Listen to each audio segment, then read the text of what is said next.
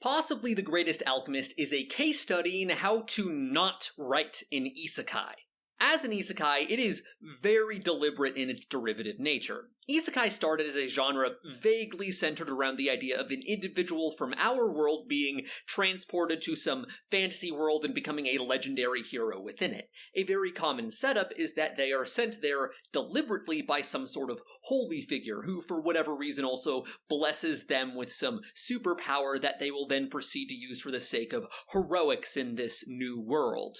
Smartphone Isekai did exactly this, with God sending Toya to his fantasy world with the ability to use every type of magic, which made him basically a walking god. And a toned down but overall similar thing happens in Greatest Alchemist. A guy is summoned to this fantasy world by accident, and as an apology, this angelic figure grants him some magic powers to help him get his start, and these include alchemy powers. This is hokey at best, but it does tend to give way to a narrative structure which is not without merit. The fantasy world of most isekais work like an RPG. There is a class system, there are stats for you to level up, and so on. The term for this is literary RPG, or lit RPG, and it is popular for a good reason. Video games are inherently engaging. The process of taking a weak character and slowly building them to the level of a god by giving them incremental upgrades is very well trodden and very effective. Literary RPGs directly map this onto novels and TV shows. It has the same appeal as a Let's Play, watching someone else play a video game. This is a perfectly fine strategy, but it does require some understanding of why video games are fun in the first place, and this is ultimately Greatest Alchemist's greatest sin. It does not know how to make the process of the protagonist getting stronger fun for the viewer. He is dropped into the wilderness where he takes way too long just testing out his new abilities. He finds some herbs, he looks through his stats, and when a wild boar shows up to threaten him and a young girl, the problem is dealt with instantly. None of it has any tension.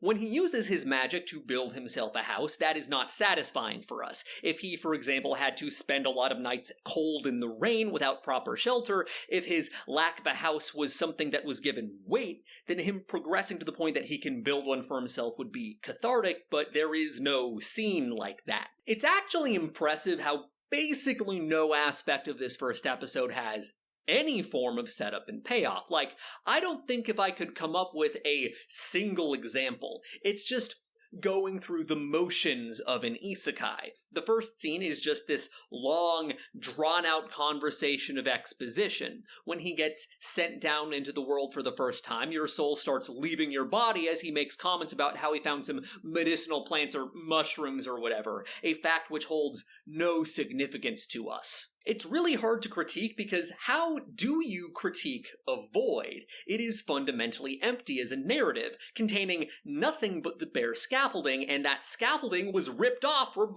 100 other light novels that came before it. There is a little glimmer of light. It's trying to do something a little subversive, but that subversive thing it's doing it has nothing to do with the protagonist. So the protagonist was summoned to this world by mistake. There was a summoning ritual done in to bring potential heroes from foreign worlds, and he got wrapped up in that when he wasn't meant to. We actually do see a little bit from the point of view of the actual targets of this spell, and it seems like at least some of them are suspicious of the person who called them to this world. There is some tension there. Were they really called here for a good reason?